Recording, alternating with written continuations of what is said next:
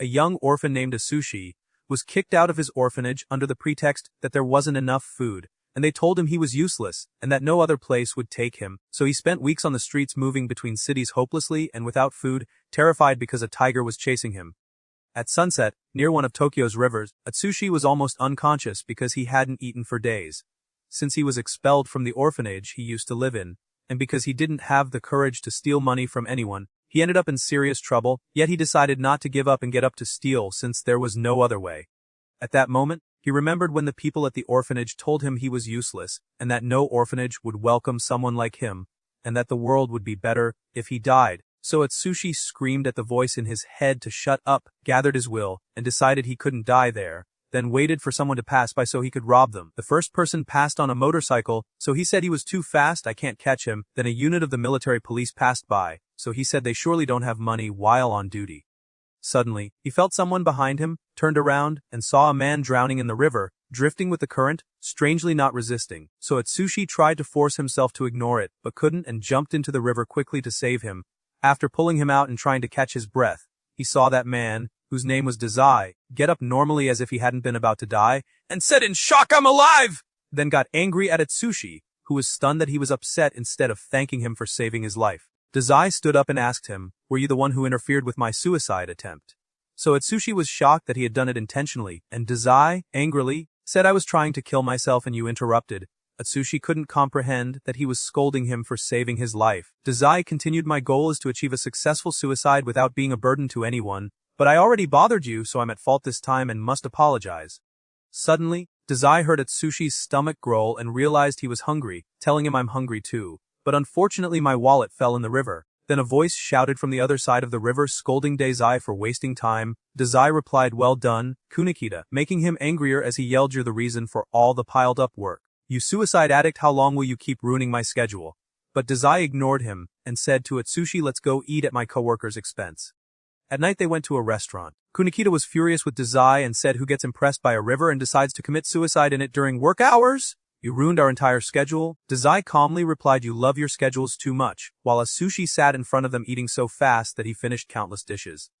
After finishing, he sincerely thanked Kunikita for saving him, saying, "After I left the orphanage and came to Yokohama, I found neither food nor a place to sleep. I thought I would die of hunger today." Then Atsushi said, "I heard you talking about armed forces or something. What exactly do you work as?" Dazai replied, "We're secret detectives." Kunikita clarified he didn't mean detectives who handle wild animals or family cases, and said, "You must have heard of the Armed Detective Agency, an organization full of people with supernatural powers." Atsushi was shocked and thought to himself, "Yes, I heard rumors about the Armed Detective Agency. It said they handle cases the police or normal military can't deal with." But he looked at Dazai and Kunikita with confusion, wondering, are they really part of it? They look like idiots. Then asked them, "What's the job you're working on today?" Kunikita replied, "We're searching for a certain tiger requested by the military. It's been wandering around eating people. But we're not sure it killed anyone. We only found out it devoured a large amount of crops and stole some food from warehouses." Suddenly Atsushi fell to the ground in fear and told them, "I'm leaving." Kunikita grabbed him, sensing he knew something about the tiger. Atsushi screamed, "No one can face it. It's been chasing me for so long and was about to kill me. If it's nearby I must run away." Kunikita threw him hard to the ground and said, "Either I cut off your arm in return for the food you ate or you tell us what you know." Dazai calmed him down and made him move away from Atsushi, approached him rationally, and asked gently, "What's the story of the tiger with you?" Atsushi replied, "My orphanage was destroyed because of that tiger. It ruined our fields and killed the animals, but it really didn't kill people, and because our orphanage budget was small I was expelled to reduce the number of people needing food." Kunikita asked, "What do you mean by it almost killed you?" Atsushi replied hopelessly, "That tiger appears wherever I go. 4 days ago while wandering in Tsurumi I saw it in a mirror reflection." Suddenly, Dazai asked him, "Are you free?" Atsushi felt really bad, and indeed what he thought was true. Dazai wanted to use him as bait to catch the tiger. Dazai wrote a note, gave it to Kunikita, and asked him to deliver it to the agency's president. Kunikita was surprised that he planned to go catch the tiger alone with Atsushi. Dazai told him don't worry and Kunikita trusted him, but Atsushi, still screaming and terrified to go with him, was tempted when Dazai mentioned there was a huge cash reward if he came along, so Atsushi agreed since he was completely broke. At midnight, Atsushi sat with Dazai in a very dark warehouse. Dazai read his suicide art book, and seemed to enjoy it while waiting for the tiger to appear. Atsushi nervously asked, "Is the tiger really going to show up here?" Dazai confidently answered yes. Atsushi panicked even more, but Dazai reassured him that even if it did appear it was no match for him, saying I may not look like it, but I'm a very influential member of the armed detective agency. Suddenly the wind grew stronger, blowing the clouds away from the moon. Dazai said it's time. Atsushi heard something fall and panicked. Dazai told him calmly that's just the wind, but he still couldn't relax. Dazai closed his book and said tigers don't appear in places like this. Atsushi angrily asked how do you know? Dazai replied from the start something was off. No orphanage would expel just 1 or 2 kids, because there's no money or food since it wouldn't make a difference. It would make more sense to send half the orphans to another place. Then Dazai knelt before him and said you came to this city 2 weeks ago and since then the tiger appeared. You were in Tsurumi 4 days ago and the tiger appeared too. Remember Kunikita told you the armed detective agency is full of people with supernatural abilities, though they're very few in the world, and not everyone with powers can control them. Most lose control, and Atsushi transformed into a huge blue tiger. Dazai told him I think the orphanage knew you were the real tiger but refused to tell you, leaving you alone unaware that you have the power to turn into a tiger under the moonlight. The tiger leaped toward Dazai trying to kill him. Dazai dodged skillfully with his hands in his pockets until he reached a dead end, then decided to pull his hands out and use his special ability, which is nullifying any ability by touch. The tiger lunged at him, and once Dazai touched him, Atsushi returned to normal but unconscious. At that moment Kunikita arrived, and Dazai told him I caught the tiger. Kunikita was shocked it was Atsushi, and pulled out the paper Dazai had written, angrily asking what's this? Dazai read it mockingly. A tiger will appear in the warehouse in Area 50, secure the place so it doesn't escape, and said it's a brief note. Kunikita yelled missing details, and you made the director send the whole squad here outside working hours, so now you'll have to treat them to something. Dazai looked at Atsushi, and remembered when he said they always told me I was useless in the orphanage. Now I don't even know where to sleep or go, so Dazai decided to take him in. The whole squad got mad at him but he ignored them, called Atsushi to wake him up, and asked do you remember anything that happened when you transformed? Atsushi was confused and asked, what do you mean? Dazai pointed at his hand, and when Atsushi looked he was shocked his hand was that of a tiger. Dazai shouted his name to calm him, and said you'll be one of us. The next day, Atsushi dreamed of Dazai telling him look at your right hand, then woke up startled, and looked to find it had returned to normal again. Then was surprised to see he was sleeping in a bed with a ceiling above him, saying to himself it'd been a long time since the last time I was in a house. Suddenly he heard a phone ringing, so he ran to answer. He found it was Dazai, asking him how the new house. Atsushi thanked him a lot. Then, Dazai told him the clothes you have are a gift from everyone in the agency. Atsushi thanked him again and suddenly Dazai changed his tone and said, they're an emergency and the matter can't wait past. I'll give you the location. Come as fast as you can. Intriguingly got dressed and went out while Dazai was still on the phone, telling him lock the door well and look behind you. Atsushi turned and was shocked to see that the emergency was Dazai stuck inside a metal barrel. He nervously asked, did the enemy put you in that barrel? The Dazai replied, no, I entered it myself. You. I heard about a new suicide method using an oil barrel, so I decided to try it, but I found myself suffering without dying and couldn't get out. Atsushi pushed the barrel over making Dazai fall out, then asked him, why didn't you call anyone else from the agency? Dazai replied, of course I called and told them I was about to die, but they all congratulated me. Atsushi felt not surprised by that, then asked Dazai, are all members in the armed detective agency gifted? Dazai replied, yes, but they're an armed force that doesn't get along with the police, who can't match them. Atsushi felt hopeless and said then, I have no chance to join them. It's true that I can turn into a tiger, but I can't control it or transform by will at all, so I don't think I'll be useful to you. He apologized to Dazai and refused the offer he gave him yesterday to join the agency. Dazai asked, so what's the plan? Atsushi replied, I guess I'll look for a job, though it won't be easy. Dazai offered to help him find one. Atsushi got excited and went with him. On the way, Dazai told him we're going now to meet the person who'll hire you, and I'm sure he'll be impressed. Atsushi asked about the job nature. Dazai distracted him, saying don't ruin the fun. There might be a test, but leave it to me and everything will be fine, but only one the agency trusts and people like.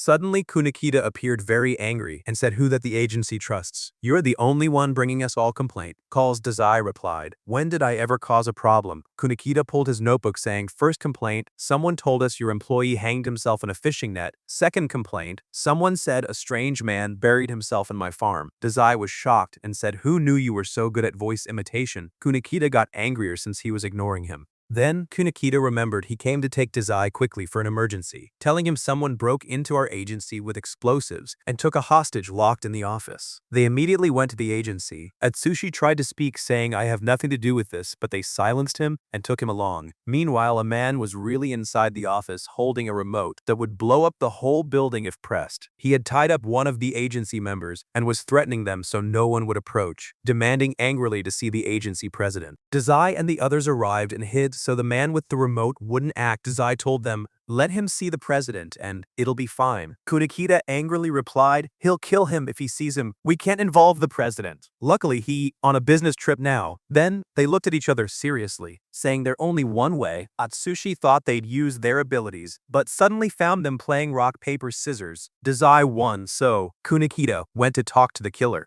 The killer told him, "I know you and know you'll distract me and use that annoying ability of yours," threatening to blow the place up if he got closer, forcing him to stand still by the desk. Dazai said to Atsushi, "The situation bad."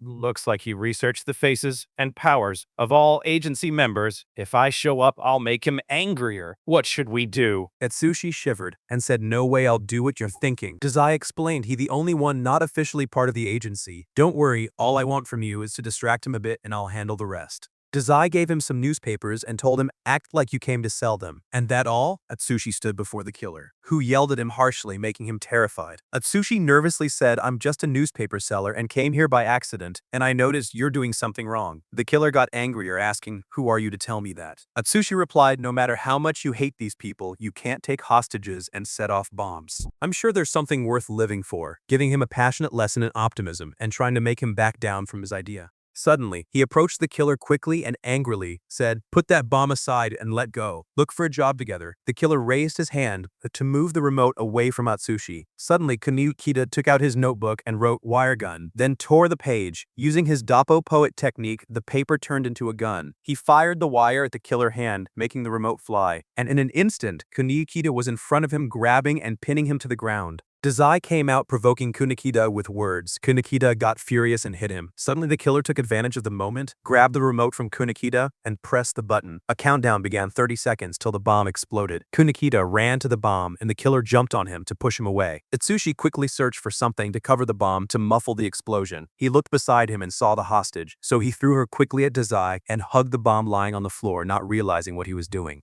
After the countdown ended, Kunakita said, "I knew you were stupid, but not this much." Dazai laughed, saying he got the talent to be a suicide addict like me. Then suddenly said to the killer, "Wasn't I right, Junichiro?" Surprisingly, Junichiro asked Atsushi, "Are you okay?" "I'm sorry." Atsushi was shocked, realizing it had all been an act, and the girl he tied was his sister. Kunakita told him, "If you want to blame someone, blame Dazai, or yourself too, for choosing the wrong person to help you find work." Dazai quickly defended himself, saying, "I told you there'd be a test." Suddenly, the agency president entered, saying to Atsushi, "Since Dazai said you're qualified, I asked him to test your determination." Dazai continued, "I nominated you to be hired here, but since you were classified as a threat to the department, there was disagreement." Then the president added, "But Dazai asked me, suppose I brought you the most talented person in the world, would you hire him?" I replied, "Power alone won't make you a member of the agency." Dazai replied, "And that why I recommended him." Kunakita asked the president, "What your decision?" He turned his back and said, "I'll let Dazai decide."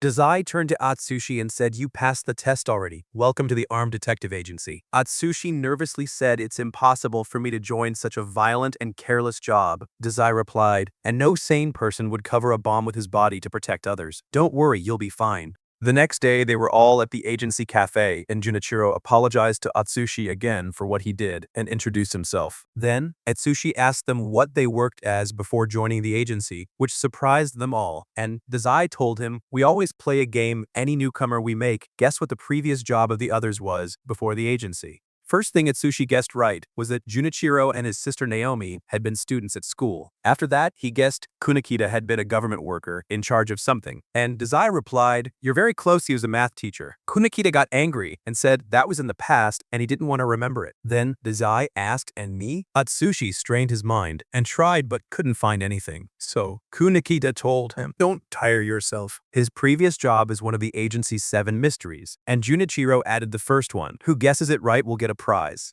Atsushi's eyes lit up when he learned the prize increases every day because no one knows the answer, and he asked how much the prize is now and was told 700,000 yen. Atsushi was shocked and tried to million guesses randomly, but none were correct. Kunikita interrupted them and told Dazai, "I feel like you just wander around, doing nothing in life." Dazai seriously replied, "I won't lie about that at all." A call reached Junichiro, telling the others they're a client at the agency. So they all stood up and they met the client, who was an investigative customer. Junichiro spoke with her, asking what type of inquiry she wanted. Suddenly, they saw Dazai holding her hand, saying, "How about coming with me for a double suicide?" Kunikita dragged him out and apologized to the client and followed him out to hit him as punishment. The client continued the investigation request, saying, "People loiter in the back corridor of my company building. People saw them wearing torn clothes and speaking a foreign language. I think they're smugglers or something like that." Kunikita returned after finishing with Dazai and told her the military police could handle this matter. She replied, "Yes, but we need evidence to file a complaint."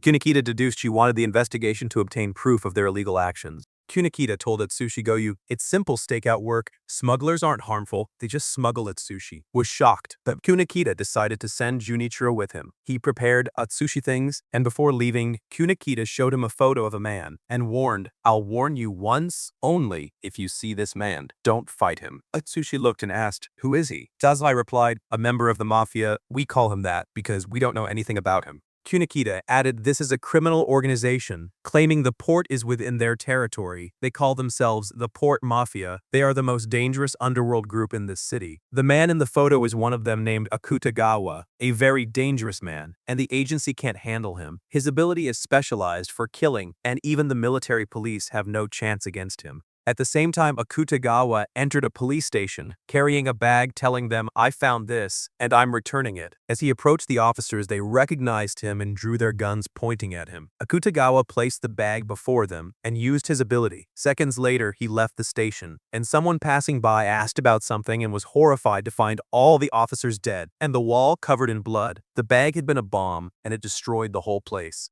Meanwhile, Atsushi, Junichiro, and Naomi followed the client, whose name was Higochi, and she led them to a blocked corridor. Junichiro wondered and said, "Smugglers are a bunch of cowards. May they always have a way to escape, or a secret passage, but this path is completely blocked." She replied, "You're right, hot and cran." She opened her phone to call Akutagawa and informed him she had cornered them as requested. Akutagawa was on a rooftop saying, "5 minutes, and I'll be there." Hitachi drew 2 guns and fired at Junichiro, who was stunned as his sister stepped in front of him, taking the bullet instead. He dropped to his knees, holding her tightly, trembling, and unable to process what happened, while Atsushi was frozen with fear, unable to move. Higachi reloaded and put the gun to Junichiro's head, saying her investigation shows you're a non-combatant member, so get your princess now. Junichiro became furious and used his light snow ability, turning the air around them into green snow. She saw murder in Junichiro's eyes and fired randomly, hoping to hit him. But Junichiro suddenly vanished from her sight and told her, "My ability lets me control the scene around me and you won't be able to see me."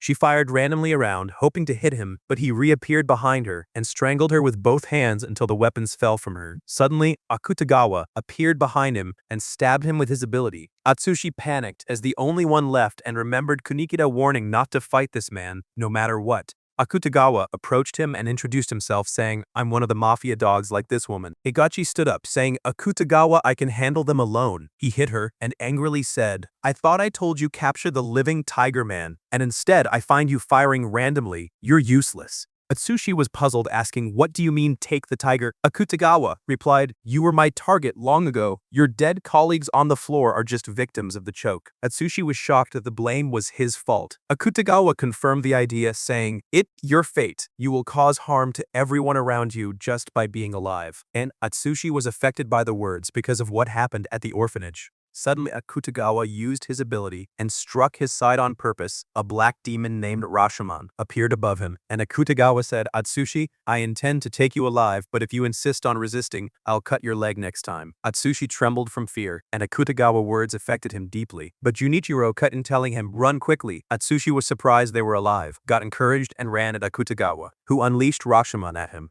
Atsushi slid across the floor past it, grabbed Higachi's gun from the ground and fired at Akutagawa back, but to his shock, Rashomon appeared on his back and ate all the bullets, Akutagawa explained. The black beast eats anything and everything. Atsushi was stunned, wondering how a person could be attacked like that. Then, Akutagawa said, "I'm a man who keeps his word," and unleashed Rashomon to sever Atsushi's leg. Atsushi screamed in agony and fell to the ground bleeding profusely. He saw himself as small and weak, crying all the time unloved. He decided to change all that completely. Suddenly, he transformed into the blue tiger, and his right leg regenerated. Akutagawa was excited because this was what he had been waiting for. He unleashed Rashomon again, but the tiger stood on it, resisting Akutagawa energy and threw him into the wall. Higachi was furious for her boss and fired at the tiger, but no bullet penetrated its hide. The tiger lunged at her, but Akutagawa saved her at the last moment with Rashomon using a technique called ageto. He split the tiger in half, but suddenly the tiger vanished in Junichiro illusion and reappeared behind Akutagawa, who used Rashomon again as the tiger charged at him angrily. Suddenly, Dazai appeared between them both and touched them with his technique, nullifying their abilities completely. Higachi wondered what brought Dazai here. He told her, "I was suspicious of you from the start, so I decided to eavesdrop on you." She was shocked that as soon as he approached and touched her, he placed a bug device in her jacket. Dazai ignored them and went to wake Atsushi so he wouldn't have to carry 3 people. Higachi aimed at him saying, "You think you'll leave here easily." But Akutagawa laughed and told her, "Don't do anything you can't handle," and told Dazai, "We'll withdraw this time, but that tiger will be ours one day." Dazai asked, "Why do you want him?" Akutagawa replied, "Because there are a huge bounty for him on the black market. 7 billion yen. Dazai was surprised by the number, and Akutagawa told him, "We'll visit your agency soon." Dazai asked, "Is that a declaration of war? Try it if you have the guts." Higachi got angry, calling them a weak, small administration, while we are the darkness itself in this city, and have relations with all politicians and investors. No one opposed us, and lived," she said mockingly. I know. Akutagawa told her, "Surely you know more than anyone. After all, you used to be a member of the Port Mafia." The next day, Atsushi woke up from a nightmare about what happened yesterday, and when he looked beside him, he saw Kunikida. So he nervously asked, "Where are Junichiro and Naomi?" Kunikida told him, "Calm down, they're both fine. Dr. Yasano is treating me now in the room next to us." Then he told him, "There's news you must know. There's a bounty on your head that reached 7 billion in the black market, and that's why the Port Mafia are after you." Kingtree got very nervous and asked, "What should I do?" Kunikida calmed him, saying, "There's no doubt the Port Mafia are extremely violent, but stay calm. Even the most skilled person can get killed if they lose composure." Kingtree understood his book was upside down and told him. Then Kunikida stood up and panicked completely in fear of the Port Mafia, making Atsushi realize he was only pretending to be calm. Meanwhile, one of the Port Mafia members walked among his men and reached a strong iron door, touched it, and used his destructive ability, so the door shattered. He entered where the workers were and said, "I heard some punks are selling Port Mafia goods in the black market, and their base is supposed to be here. We came to look for proof." He walked among them calmly, asking, "Do you mind if we search the goods?" Suddenly, one of the workers grabbed an iron rod and swung it at him. He raised his hand and touched the rod with his ability, making it stop, and sending the worker flying until he hit a container. He looked at his hand and saw the rod bent and was shocked. The Mafia member approached and put his hand on his shoulder, asking, "Haven't you seen an ability user before?" Then, used his power, breaking every bone in the worker body. All the workers stood away in terror. The Mafia member left, telling his men finish them. They started shooting and made a massacre. The next day, Atsushi passed by that crime scene by chance and heard that the one who did it was the Black Lizard of the Port Mafia. He became even more terrified of the Mafia and feared they would attack the agency because of him. Meanwhile, at the Port Mafia headquarters, the phone rang. Higachi answered and found it was Atsushi. Realizing he had seen her card she left at the agency, she told him, "Your comrades saved you that day, but that won't happen again." He replied seriously, saying, "I'll resign from the agency and run away alone." "Catch me if you can," she asked, meaning, "You want us to back off from the war against the agency?" He hung up and Higachi stood up, calling for the Black Lizard Squad. Atsushi then went to the agency to get his belongings, walking down the stairs sadly. On his way, he met Kunikida carrying many books, who said angrily, "This big mess is your fault, so come help me carry these books." Atsushi turned and said, "Don't worry, nothing worse than what happened will happen. The agency is safe now," then left the place and walked away. At the same time, the Black Lizard leader, named Ryuro, was in a corridor when Michizo, a squad commander in the Black Lizard unit, entered smiling widely, asking where Jin. Ryuro replied, "Arrived before you." Suddenly, from the darkness, a masked ninja-like figure appeared holding a knife to his neck. Michizo got angry, asking, "Do you want to fight, or what?" Ryuro silenced them and threatened to kill them if they didn't stop. He got a call from Higochi, asking what the mission you need the three of us for. She replied, "The Armed Detective Agency office." He asked the agency itself, not the tiger. She answered, "We failed last time because of the agency. We won't repeat the same mistake, so we'll eliminate the agency first." He asked if I kill everyone. She replied, "I don't mind," and the Black Lizard got excited. Meanwhile, Akutagawa stood before a cell speaking to a little girl, imprisoned inside, telling her the useless don't deserve to live at all. He released Rashomon, aiming it near her neck. Noticing she didn't flinch or show fear, he told her, "Your determination pleases me, but I want to give you a reason to live for." At the same time, the Black Lizard squad reached the agency door. Ryuro broke it with his ability, and they all entered, some armed with rifles. Kunikita asked, "Who are you?" Ryuro replied, "Sorry. Even though you're a detective agency, I forgot to make an appointment and also forgot to knock." Kunikita realized it was the Black Lizard of the Port Mafia. Ryuro ordered his squad to open fire. Meanwhile, Atsushi was walking alone, sadly remembering the orphanage words and feeling they were right. Suddenly, he heard gunfire from the direction of the agency, so he ran there quickly. And when he entered, he saw Kunikita flipping Ryuro to the ground. While the other agency members had easily defeated the rest, he couldn't comprehend what was happening. Kunikita was angry that the office was wrecked, and now they'd need lots of money to fix it. They threw the Port Mafia members out the window, and Atsushi heard Kunikita saying, "I hope they stop these weak attacks already." Atsushi realized he had exaggerated the situation and that this kind of thing happened all the time. He cried with joy because he had always wished to stay with them. Atsushi started cleaning the place with the others. After realizing the greatness and strength of the agency, then he noticed Rampo's childish behavior and that he wasn't helping them clean, even though he was one of the agency members. Suddenly, Rampo called Kunikita and told him, "I must go to my mission." Kunikita asked, "Going to solve the murder case?" He arrogantly replied, "The city police can't catch any criminal without my help.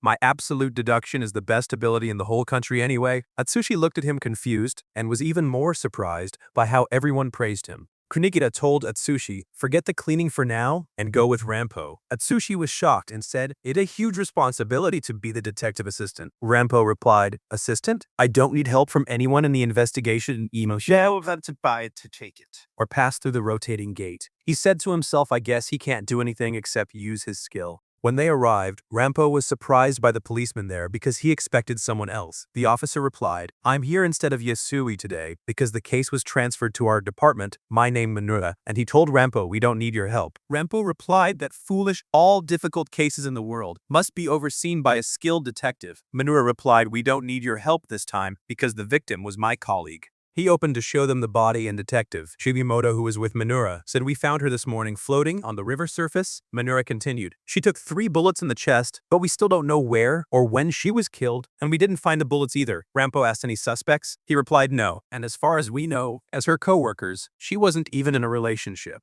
Rampo said with an annoying smile, "So you don't know." Minura replied angrily, "I won't let an amateur detective like you oversee this case." Suddenly, the officers found something caught in the net they threw in the river. They pulled it out quickly and found Dazai, who was trying to commit suicide again. When he saw the body, he was very upset for the girl who died and said, "Surely our exceptional detective will know who the killer is." Rampo replied, "Not until I take the case first. See what that man wants," pointing at Minura. He replied, "We don't need private detectives. All my colleagues are better than any detective like you."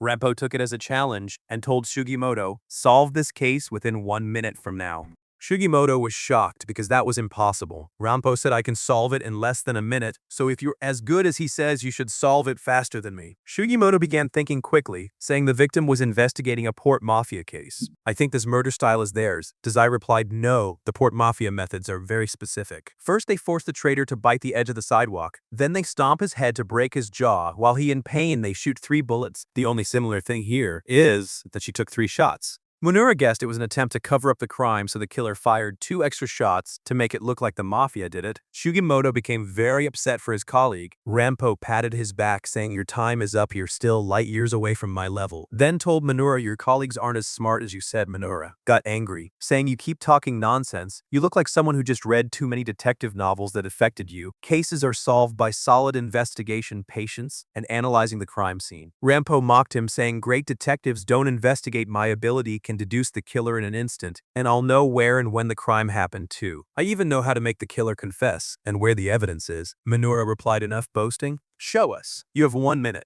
Rampo got excited, and Dazai told Atsushi, "Watch closely, because this ability is what keeps the agency running." Rampo took out his glasses and put them on, activating the absolute deduction ability. Suddenly he said, "I understand." Munura mocked him. Rampo raised his hands and pointed at Sugimoto, saying, "You're the killer." Sugimoto was shocked, as was Atsushi. Munura laughed mockingly, saying, "Sergeant Sugimoto here is my senior colleague at work." Rampo replied confidently, "He the killer?" Munura got angry, saying impossible the killer would be that close to the crime scene in the first place. Rampo replied on the contrary, "Because he the killer, he wants to stay close to the investigation. And I also have proof." He asked Sugimoto for his gun. Sugimoto panicked, saying, "You must be joking. Giving my weapon to a civilian is a serious crime." Rampo told him, "If I take the gun and see nothing, I'll admit I'm useless and just an amateur." Munura ordered Sergeant Sugimoto to show the weapon. Sugimoto looked down, not following the order. Rampo said even in this city it's not easy for an amateur to find extra ammunition, and it's much harder when the weapon is government issued. Munura got nervous, asking angrily, "Why aren't you obeying?" Rampo replied for him, he thinking nervously now what he'll say about the 3 bullets he fired. Sugimoto was startled. Munura began really suspecting him.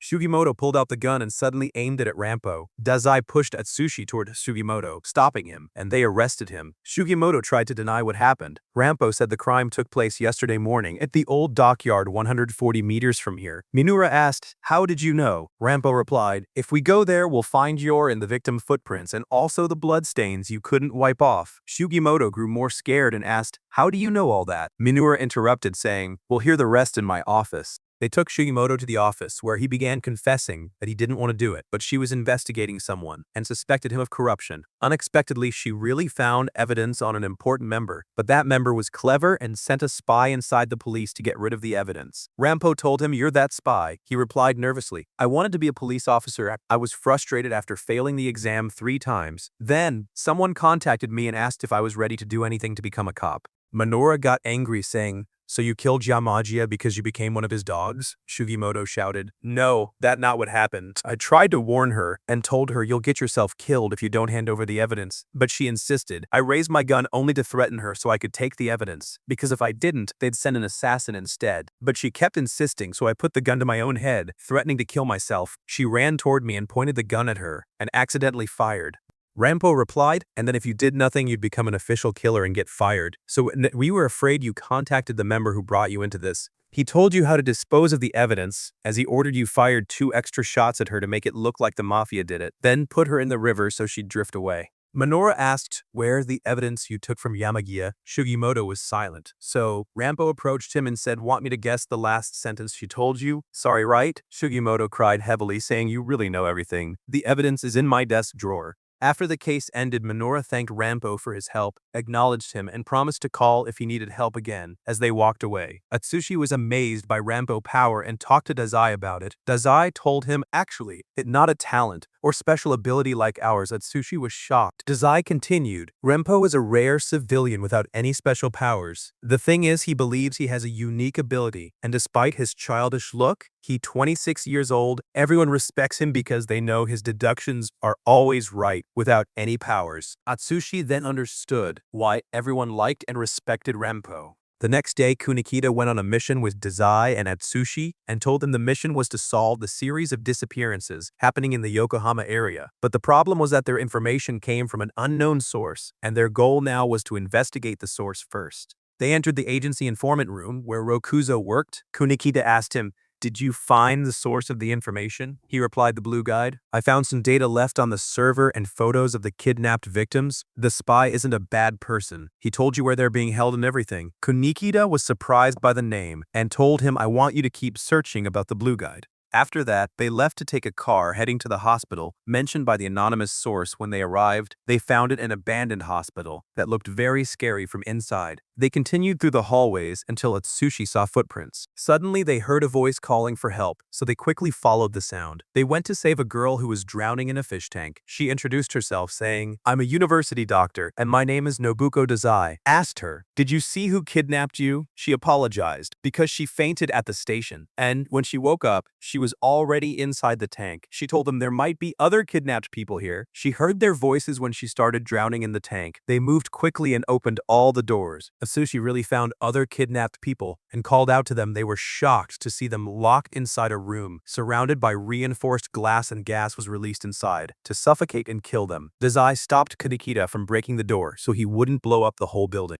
The next day, the newspapers claimed the agency was responsible for the deaths of those people because they were present at the scene. Kunikita concluded that the enemy goal from the start was to frame the agency. After some thinking, Kunikita realized who the kidnapper was. He took the others and called the agency driver, who was also one of the informants working with them for a while. After they reached near the port, the driver told Kunikita, "When you said on the phone you knew who the kidnapper was, I got excited. Which way should we go to reach him?" Suddenly, Kunikita said, "No needle hotties. The kidnappings happened here, and you're the kidnapper." The driver was shocked. Atsushi asked why would he do that. Dazai replied he must be selling their organs on the black market, and since they wouldn't sell for much abroad in Japanese yen, he probably decided to sell them on his own to get larger amounts. The driver nervously said, "If I had used this card to kidnap people, the police would have easily found me." Kunikita replied, "No one would think of a taxi because the victims disappeared without any trace." The next day, he told him, "When you make them lose consciousness, you imprison them and take their clothes to wear them. Then you go to the places they were supposed to visit and make sure the cameras catch you so the police wouldn't know the victim was dead. When they check the recordings and you chose people whose height, body shape, and glasses matched yours."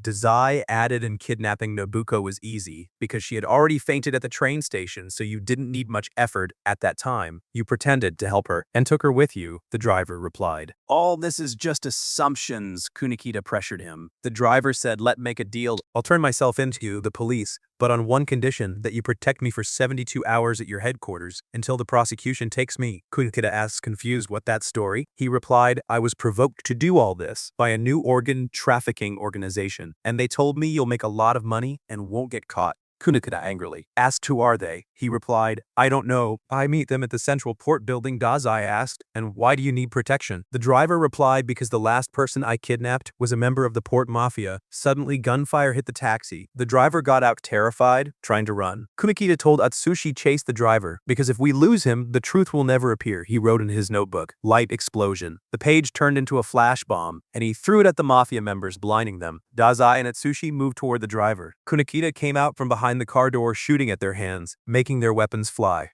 Suddenly, Rashomon sliced the car in half. Kunikita dodged Akutagawa attacks with difficulty and fired a bullet straight at his head. But as usual, bullets didn't work against Akutagawa, though Kunikita hadn't aimed at him and had actually hit a water pipe, spraying Akutagawa with water. Kunikita then summoned an electric shock device and threw it into the water, electrocuting Akutagawa, who screamed in pain. But he got out of the water afterwards fine. Hearing police sirens, Akutagawa said, "We'll meet again," and left. After that, Kunikita and the others went to the place where the driver used to meet the smugglers. Dazai told them this place is where the Blue King blew himself up. In the Blue Flag incident, that person destroyed national facilities and many companies and finally blew himself up after the police surrounded him in this building. I've heard the term Blue Guide before and wondered what its relation was to the Blue King. Kunikita replied, "I was the one who investigated him and reported his location to the police. But that day the Army, Public Safety Office, and police were all working together, so command was chaotic at that time. Only 5 detectives reached the hideout in time, but the Blue King had learned the police moves and prepared the bomb. When the detectives decided to raid the place and entered it, exploded." Dazai asked, "And one of those 5 detectives was Rokuzo's father, right?" Kunikita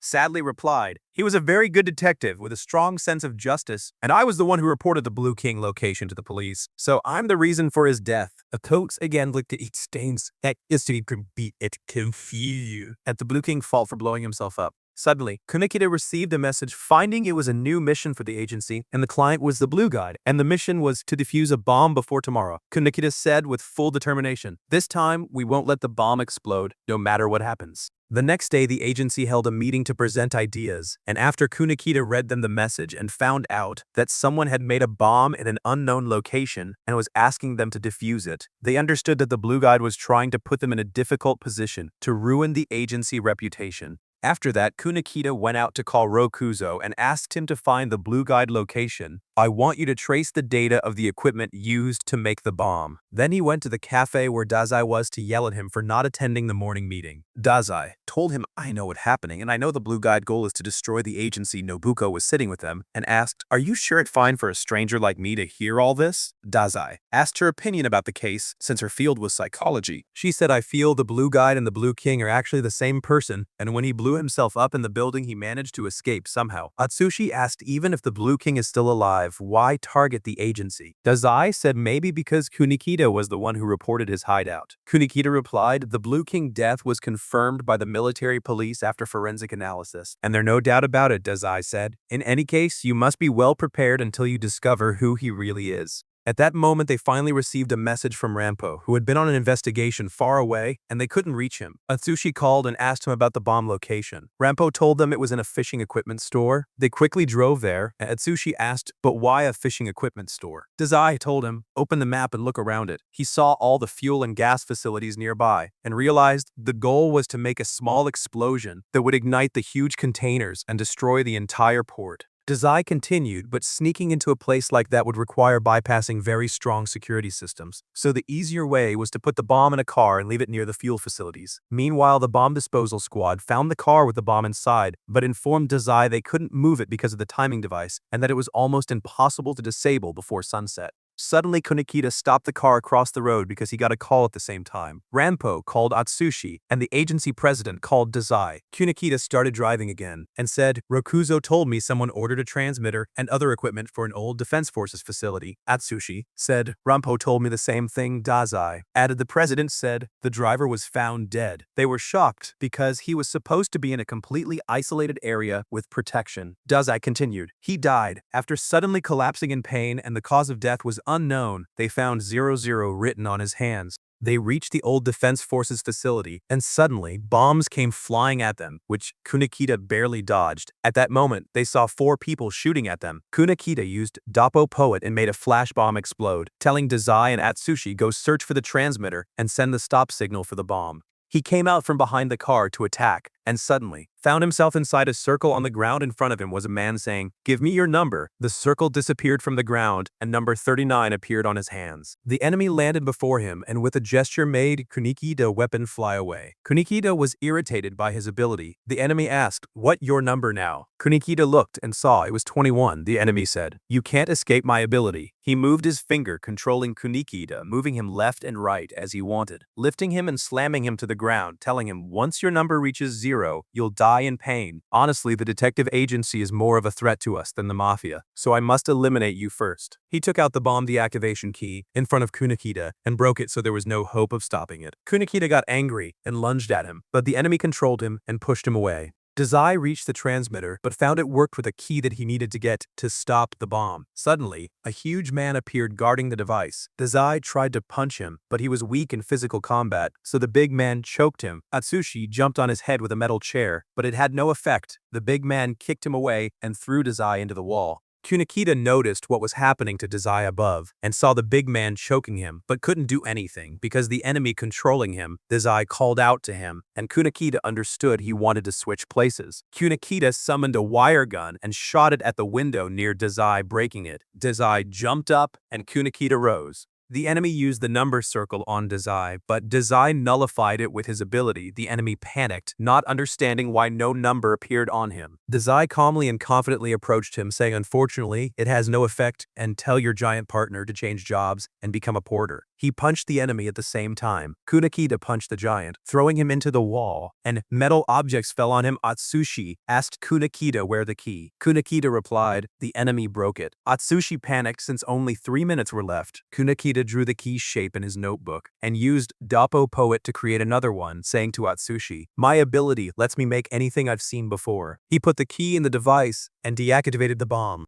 The next day, Kunikita went to the cemetery and there met Nobuko. She told him she had an important appointment to attend and left. Then Kunikita got a call from Dazai telling him about a strange place to meet. When he arrived, Dazai showed him a flash drive and said, this is a study of Yokohama we found in a computer in their hideout, and it said destroying the agency is the priority. Kunikita was surprised. They were ignoring the Mafia responsible for the criminal world and focusing on the agency. Dazai told him someone was manipulating them with false information. I sent a message to the person I suspect is behind all this. Told them I have proof. That person is on their way here now. Suddenly, Rokuzo entered, and Kunikita got very angry. But Dazai said, I see you hacked my messages and knew what would happen, so you came. Rokuzo replied, I want to know who's responsible for all this. Kunikita shouted at him, thinking he was the culprit, but suddenly Rokuzo pushed him aside and took the 2 bullets instead. Dazai held Rokuzo and aimed the gun at the other door from where the bullets came. Nobuko entered, and he said, as I expected, you're the blue guide. She pointed her gun at him too, and said the blue guide was a good person, who lived by his principles. His intentions were pure when he entered the world of crime, and that's why he stained his hands with blood. I just wanted to fulfill his wish.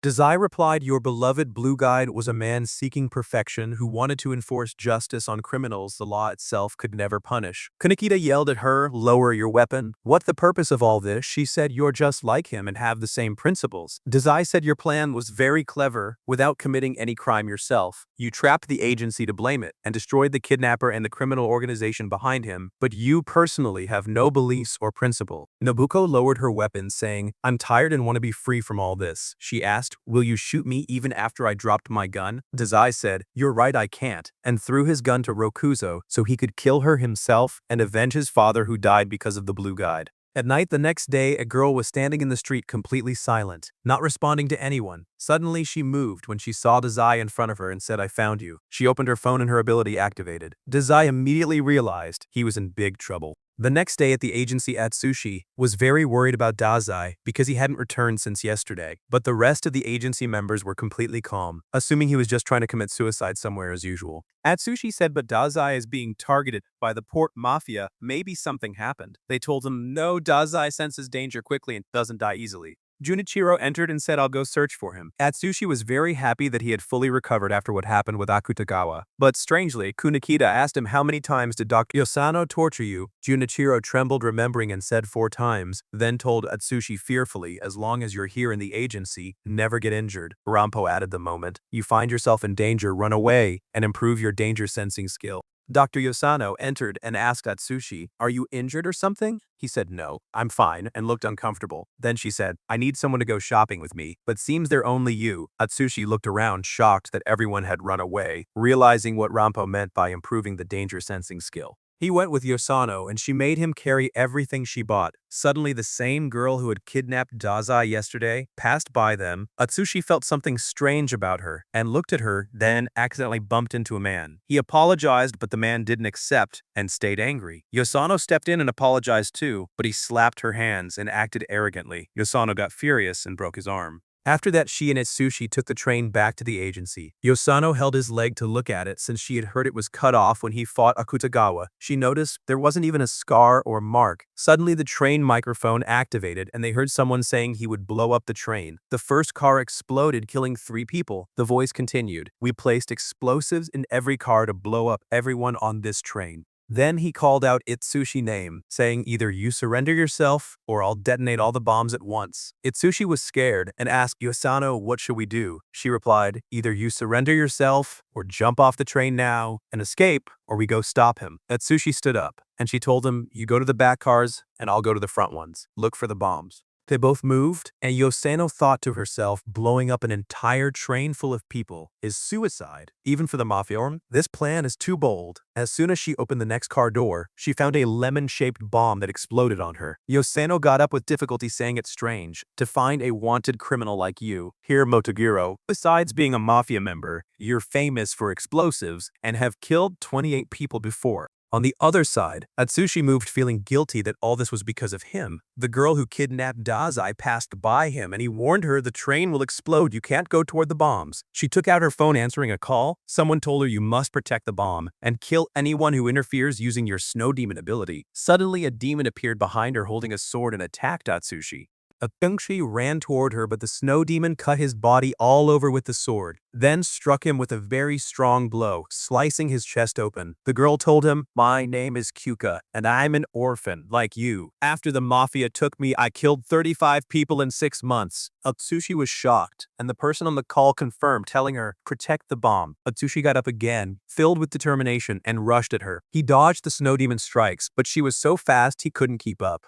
Meanwhile, Motogiro kept hitting Yusano, stepped on her and took out a small knife, stabbing her hand to pin her, then threw a huge number of bombs and walked away. Yusano painfully pulled the knife out of her hand but couldn't escape before all the bombs exploded beneath her. A bit later, Motogiro entered the car where he had exploded Yosano and found her corpse sitting on a seat. He approached, mocking her. But suddenly she stood up angrily and punched him with all her strength. He asked, "How are you still alive?" She replied confidently. "An explosion that small can't kill me." She punched him again, and he said, "Impossible. You were about to die." She told him, "It doesn't show, but I'm a doctor and have seen more deaths than you. My ability is called Won't Die and can heal any wound, but its conditions are harsh. It only heals critical injuries, so to heal moderate ones, I must first put my patient in critical condition." She drew her sword and slashed at him. On the other side, Atsushi was shocked that when the demon swung down at him, his hands turned into a tiger and blocked it. His perception and speed increased. He dodged all her strikes, struck the sword with his tiger hand, and broke it. He put his claws on Kyoka's neck and asked, "Where is the bomb?" She showed him it was strapped to her chest. Atsushi was shocked and asked, "Who are you really, and how are you scared knowing you'll explode? I don't feel any emotion from you, not even in your words. You're like a killing machine. If you feel anything, say it. Because an idiot like me can't understand alone." He shouted angrily, "Do you want to kill all these people?"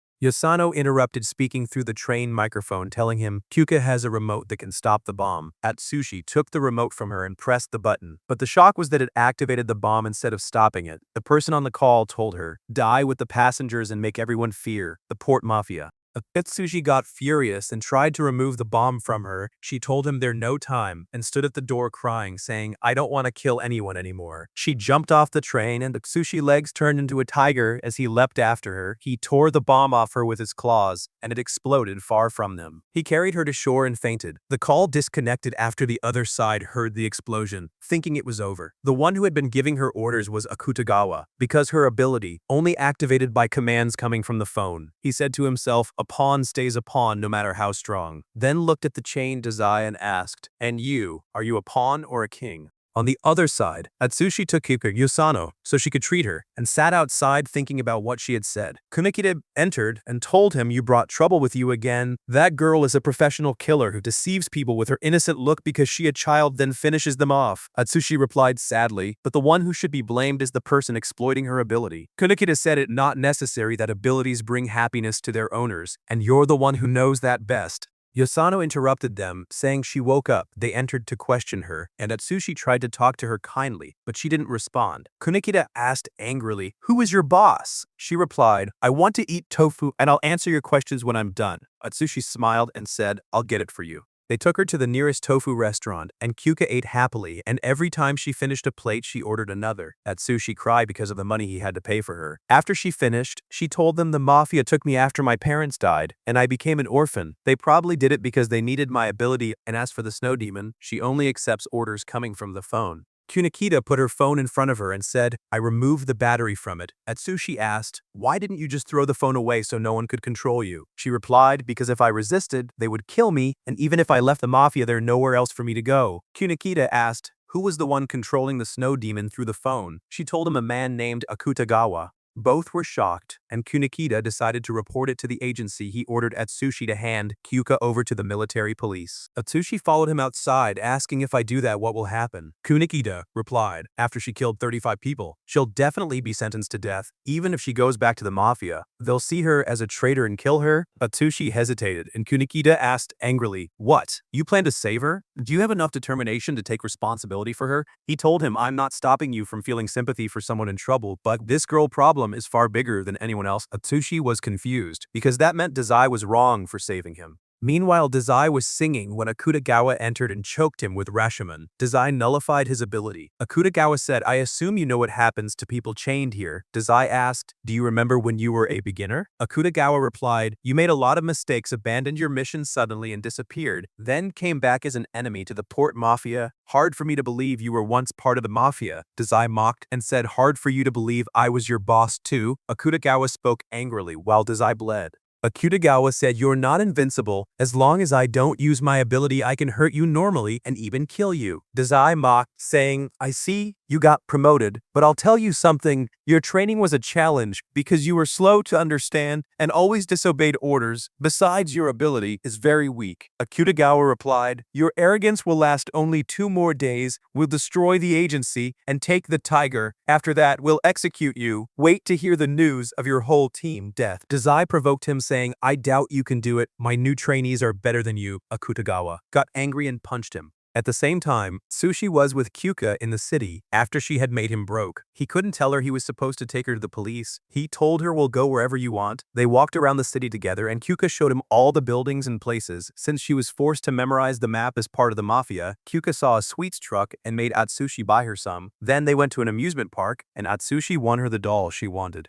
On their way, she told him, "There's one more place I want to visit." Suddenly, Atsushi saw her pointing at the police station. She told him, "I really enjoyed today." Atsushi asked fearfully, "But if they arrest you?" She interrupted, saying, "I know I'll be sentenced to death for the people I killed. Someone like me doesn't deserve to stay alive at all. And if I go back to the Mafia, they'll kill me too." Suddenly, Akutagawa pierced Atsushi's chest with Rashomon, saying, "Impossible, that we'd kill you. You completed your mission perfectly. I planted a listening device in your clothes and knew where you were and what you were doing." Mafia cars arrived and opened fire on the police. He threw Atsushi into a truck, grabbed Kyoka by her hair, and said, "We're going home." At the same time, the agency learned that Atsushi had been kidnapped. Kunikida said, "We don't have time now to search for him. We're all busy with a mission." Junichiro said, "We must act quickly and rescue him." Rampo replied, surprised, "And why rescue him? He was kidnapped because of the tiger power, and they want the bounty on him, so it's personal and his problem. We're not responsible since he hasn't officially joined us." Kunikida said, "Rampo is right. It's not our place to act." Naomi didn't like what she heard and went to bring the president. He said, angrily, "Our new member was kidnapped. Move quickly and find him. I order you to drop whatever mission you're on until he returns to us." He ordered Kunikida to bring Atsushi back within 3 hours. Meanwhile, a Mafia member named Shuya entered Dazai's cell. Dazai was surprised and said, "Disgusting, you haven't changed at all." Dazai started mocking his clothes. Shuya grabbed him, saying, "You might fool Akutagawa easily, since he a rookie, but I was your partner." He asked, "What your plan?" Dazai replied, "As you can see, get captured and wait for execution." Shuya said, "Impossible for anyone to capture the Dazai I know. If it were that easy, I would have killed you long ago." Dazai asked, "Why are you here?" Shuya replied, "To annoy you. You used to play with me however you wanted, back then." Suddenly, Chuya turned and cut Dazai chains, saying, "Now I came to pay you back double for what you did." Dazai removed the cuffs from his hands and Chuya said, "I was right, you can escape whenever you want," getting excited for the fight. At the same time, Kunikida started carrying out the president orders as fast as he could until he got an image of the truck Akutagawa threw Atsushi into. From it, he learned the transport company info and realized if they questioned them, they'd find Atsushi's location. Junichiro was already at the company observing the situation. He noticed something strange there, rushed inside, and was shocked to see the Mafia had killed everyone. The president told Rampo, "If you bring back our rookie safely, I'll reward you." Rampo asked, "What will you do? Give me money? Promote me?" "I'm not interested." The president replied, "I'll praise you." Rampo got excited and used his ability, telling them Atsushi is on a ship at sea. The president handed Kunikida the key to his boat and told him chase the ship. On the other side, Chuya attacked Dazi. Dazi grabbed his hand and punched him in the stomach, but the hit was weak and Chuya returned it with a much stronger one. Chuya told him, "Your martial arts skill level is below average for the Mafia. The ability to nullify others' powers is annoying, but I don't need my ability to finish you." Dazai stood up and Chuya noticed he blocked his punch at the last moment, meaning he was predicting his attacks. Chuya lunged at him again, punching his face, then his stomach, grabbed his neck to choke him and placed a knife on his throat, asking, "Why did you let them capture you? What were you waiting for here?" Dazai replied, "The first reason is the Tiger Man. You'll kill and take." "I want to know who put the 7 billion bounty on his head," Chuya asked, surprised. "You want that information so badly? You'd risk your life for it?" Dazai laughed and said, "Let me tell you something, tomorrow. They'll hold the meeting to decide the top 5 members." Chuya was shocked, saying that meeting is very important and happens once every few years. "They would have told me if it was happening." Dazai replied, "The reason it happening is the message I sent to the organization upper management, and that why you won't kill me, you'll even tell me the information I came for, and if you don't, the message I sent says if Dazai dies, all your secrets will be revealed." Chuya was even more shocked, because if the prosecutor learned those secrets, the entire Mafia would be executed. That was more than enough of a threat. To force the meeting, he stabbed his knife beside Dazai's head and walked away furious. Dazai said, "By the way, you're the one who broke my chains, so if I escape, they'll think you helped me, and you'll be considered a traitor. But if you do what I say, I'll make it look like someone from the agency came to free me." Chuya replied, "The information you want is in the communication records storage room, because Akutagawa is the one in charge of the Tiger Man case." Before leaving, Chuya told him, "Don't think this is the end."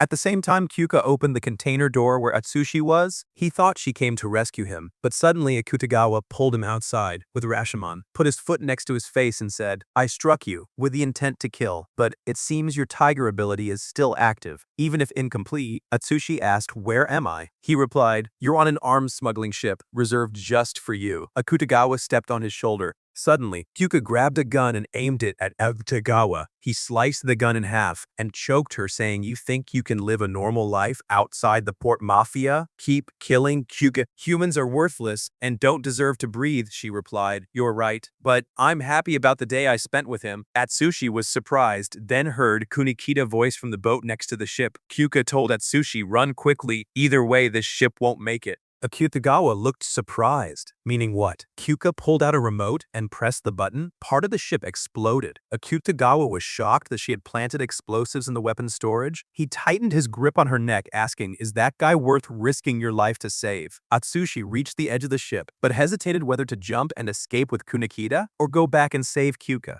Kunikita shouted at him, saying, "Leave that girl, not all the innocent live. I failed many times too, that's the life we live, and this is our job. We're not heroes, I wish we were, but that not real." Atsushi replied with tears in his eyes, "That not true, because Dazai and the agency didn't abandon me." He left and ran to Akutagawa, catching Kyoka. Before he killed her, his hand transformed into a tiger and he leapt at him quickly. Akutagawa used Rashomon and Atsushi dodged fast. He broke off a metal piece from the ship and threw it at him. Akutagawa cut it. In an instant, Atsushi was upon him with his fist, but Akutagawa formed an energy shield and blocked it. Rashomon grabbed Atsushi and pushed him away. One of Rashomon's ends turned into a sharp sword. Atsushi escaped quickly, transforming his leg into a tiger, and lunged even faster, trying to punch him repeatedly, but couldn't break through Akutagawa barrier. After a certain time, the barrier disappeared, and Akutagawa had to dodge himself. Atsushi concluded he needed time to activate the barrier again. He punched quickly, but Akutagawa used Rashomon to lift himself, then descended on Atsushi with its extensions. Atsushi kept running to avoid them, searching for a chance to get closer, but suddenly one of Rashomon's ends hit him and a gas pipe broke, exploding on Atsushi.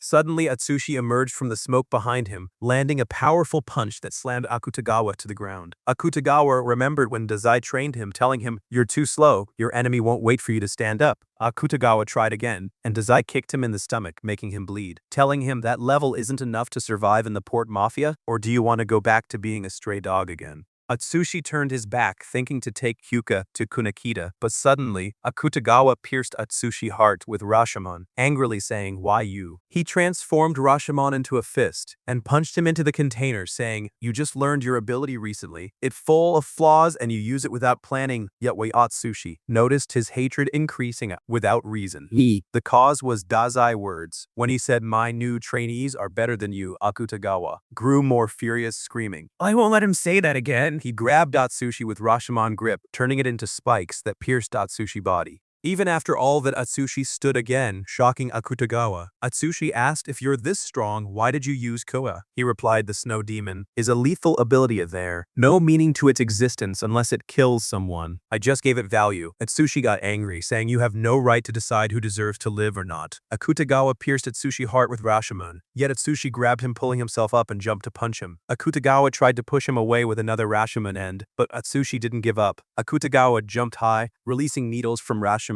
from beneath the floor, piercing Atsushi. Even so, Atsushi resisted and leapt at him. Akutagawa made Rashomon bite him and let him fall, but was shocked when Atsushi grew a tail and grabbed him with it. Atsushi punched quickly. Akutagawa tried to block with the barrier, but Atsushi's strength shattered it. Akutagawa remembered Dazai's words as Atsushi's fist reached his face, knocking him into the water. Atsushi landed unconscious on the ship deck. Kyoka carried him and jumped onto Kunikita's boat. Kunikita looked at Atsushi thinking you're really stupid, then smiled saying well done. On the other side, Dazai reached the data of the person who placed the 7 billion bounty on Atsushi's head and was shocked it was Francis, the leader of the guild. The next day, Atsushi stood at the agency door thinking about what would happen to Kyoka afterward. He was very afraid the agency might hand her over and she'd be sentenced to death. But he was surprised as soon as he entered that everyone liked her and were impressed by her. He thought Rampo would be the only one to object, but suddenly saw him coming in with a bag of sweets he had bought for Kyoka. Atsushi asked Junichiro who allowed her to join the agency.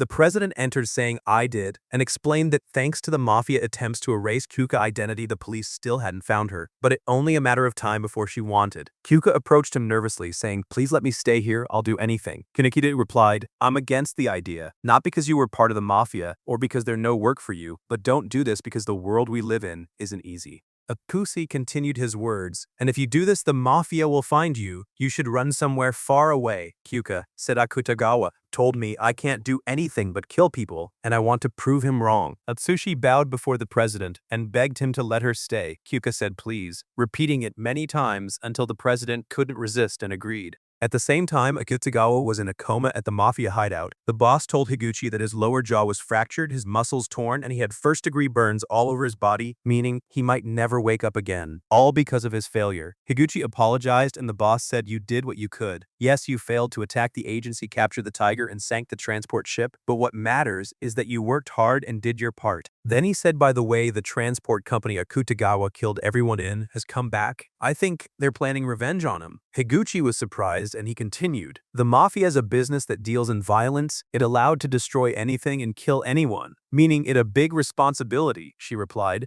but Akutagawa did everything he could and handled his duty. He said, I know Akutagawa is capable, but I'm talking about you? Have you ever asked yourself if you're fit for this job? Higuchi went to the bathroom to wash her face. Suddenly, Jin came from behind and put a knife to her neck. Ryuro said, Enough training, Michizu. told her, sorry, he always does infiltration and assassination missions. It got strange for him to kill one of us. On his superior's orders, Higuchi asked, you mean the boss would order him to assassinate me? Ryuro replied, not now, but who knows what could happen tomorrow? She asked angrily, you came here to mock me? He said, if I were you, I'd think about my current position before an assassin comes to my house. You and Akutagawa are key forces working directly under the boss, and you have the right to command us, meaning you're our leader. But what makes us follow your orders isn't authority, it's our respect for Akutagawa's strength. He asked her what could make us follow your orders now, while Akutagawa is in a coma. Later, Higuchi went to see Akutagawa, but remembered how he always told her, I don't need your help or anyone. She left and went home, remembering the boss question about being fit for the job, crying as she said, of course I'm not.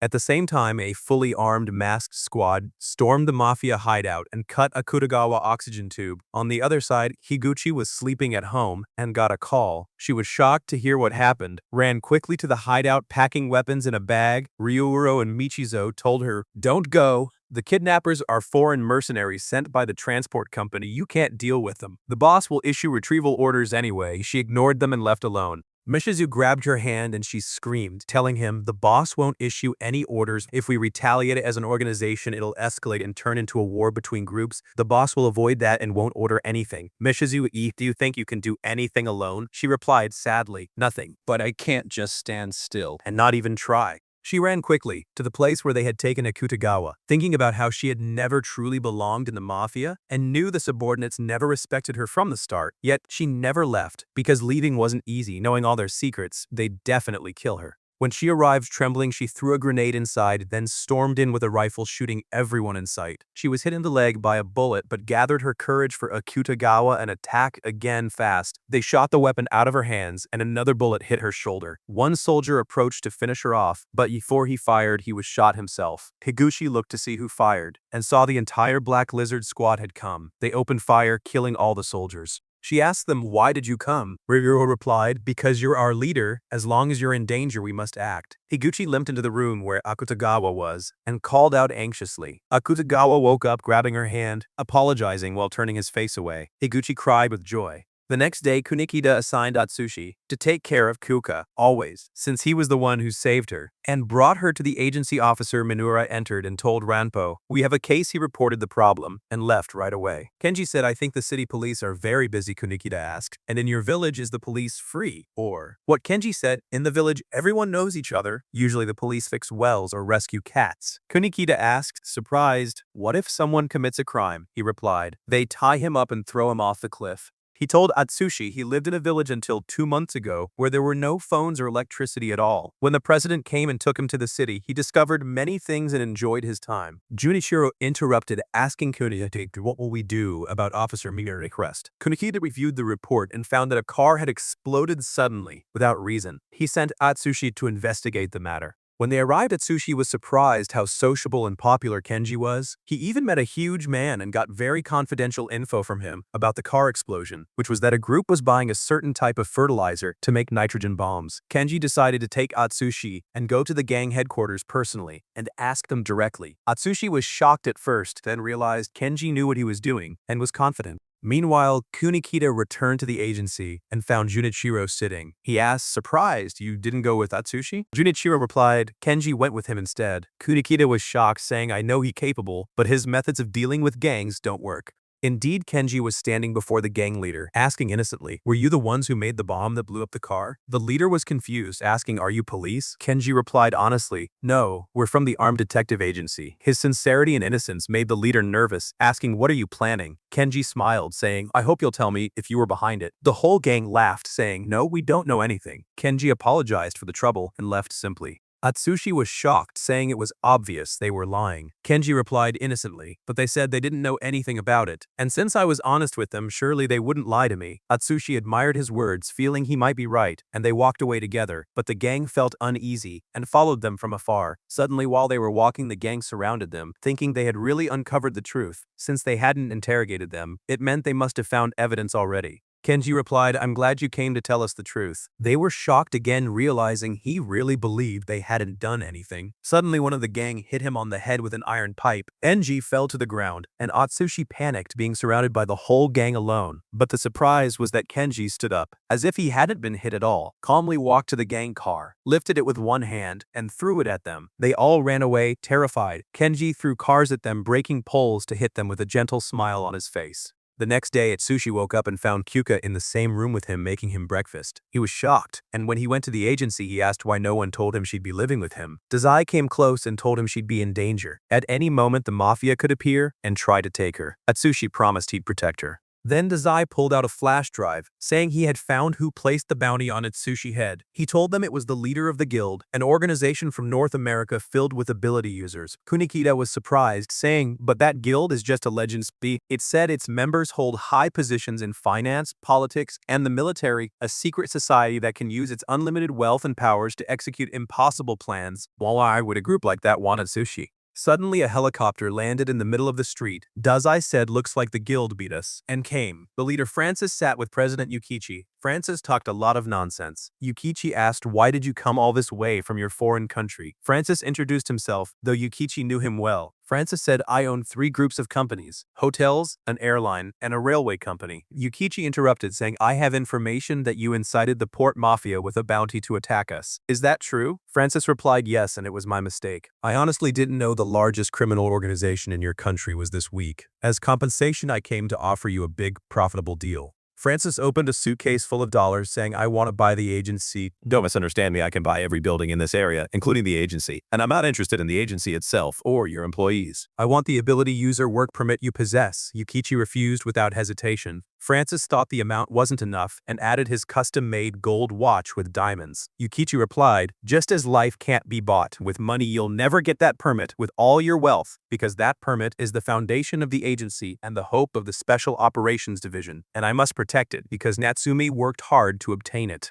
Francis asked, surprised you mean there are things money can't buy? That is slogan of the poor, and your objection will mean nothing once all your employees disappear and the agency shuts down. Yukichi said, I'll take your advice into consideration, but I'll ask you to leave now. Francis stood saying, I'll leave you a message in tomorrow's newspaper. Read it carefully. Kenji took the elevator with him to escort them to the door, but suddenly Kenji disappeared before they reached the ground floor. The next day, everyone was shocked by the news that an entire 7-story building had vanished without a trace. And that building had been a fake company belonging to the Port Mafia. They understood the message meant Francis could erase the agency in one night. Kunikida ordered Junichiro and Atsushi to search for Kenji, and if they met the enemy, not to fight, but to escape quickly. Atsushi and Junichiro set out, and as usual Naomi went with her brother, refusing to leave him. Suddenly, while walking, Naomi completely vanished without a trace. Junichiro panicked and started searching for her, getting separated from Atsushi. He caught sight of the red-haired girl who had come with Francis, ran to her angrily, shouting, "Give Naomi back." She said, "Let play," and suddenly transported him to another dimension like an amusement park, surrounded by the people who had been walking near them. The red-haired girl said, "Welcome to Anne's room." Junichiro asked angrily, "Where is Naomi?" She pointed to a strange, locked black door, smiling, saying, "Here." Junichiro ran quickly and looked through the window beside the door. He saw another dimension within this one, but dark. He tried to open the door, but couldn't.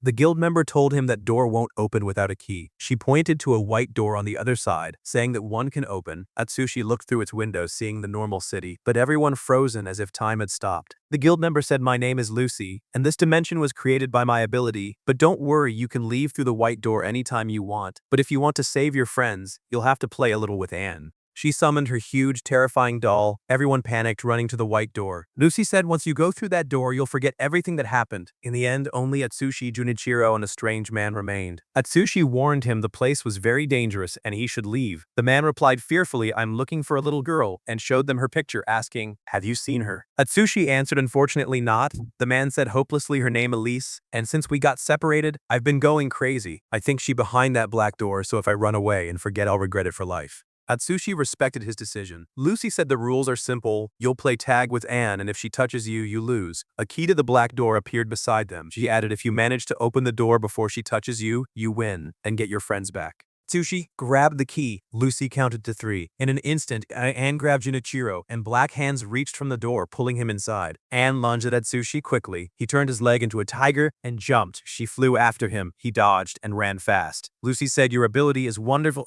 Sure you were born with high value. I heard you're an orphan like me." The orphanage was so cold, but because of my ability, everyone thought I was insane, and I heard the agency did the impossible to recruit you. It must be because of your power. Atsushi tried to say no, but she didn't let him finish, saying the guild took me too because they saw my strength. But there's no room for mistakes in the guild. If I fail a mission, they'll throw me away. She became furious, making Anne attack him. Atsushi ran, throwing anything he could at Anne, sprinting fast toward the door and trying to insert the key. But suddenly, the key stretched and cut his face. He realized the game was a trap from the start and there was no chance to win. Anne chased him as he ran in fear, bumping into everything from panic, finally reaching the white door, thinking to escape. But the strange man grabbed him, saying, "Don't abandon your friends, who struggled desperately to save you. Well, remember, once you leave here, you won't ask for help, and you'll forget everything," he advised. Instead of running away, attack her. Atsushi regained his resolve and stood again, but suddenly Anne appeared beneath him and jumped. Another copy of Anne caught him. Black hands emerged from the black door, pulling him. Lucy thanked the strange man for keeping Atsushi from escaping, saying, "I can let you go now, or maybe I'll see your face when Anne chases you."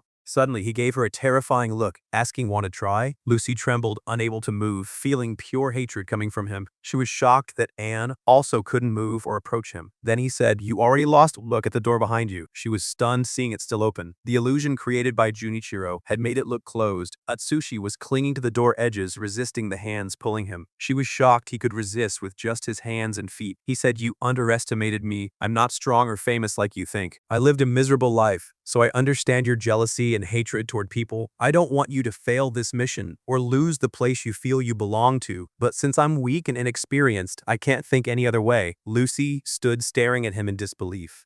Suddenly, Junichiro illusion disappeared, revealing a yellow rope tied around Lucy's waist, with the other end in Atsushi's hand. He pulled her toward the door too, saying, "Stop your ability and release them, or I'll drag you inside and the door won't open without the key." Lucy panicked because he was right, and she wouldn't be able to get out. She refused. Out of fear of the guild, Atsushi let go, and they both fell inside. Atsushi opened his eyes, finding himself back in the city. Lucy had canceled her ability. He ran to her to check if she was okay. She was crying, looking at him angrily, before running away. Then he heard the strange man finding the girl he'd been searching for, and learned his name was Rintaru. He rejoiced that he'd found her. Then Kyoka appeared, saying she was worried, and came for him. Atsushi thanked Rintaru for his advice, asking, "Are you a doctor?" Rintaru replied, "I was. Now I'm just an ordinary man." Before leaving, he gave Atsushi advice that, in any war, there's always a logical solution other than running away, no matter how hard things seem. After Rintaru left, Atsushi saw Kyoka drop to her knees terrified. Rintaru entered an alley until he reached the Mafia members. All of them knelt before him because he was their boss. His real name, Mori Ugai.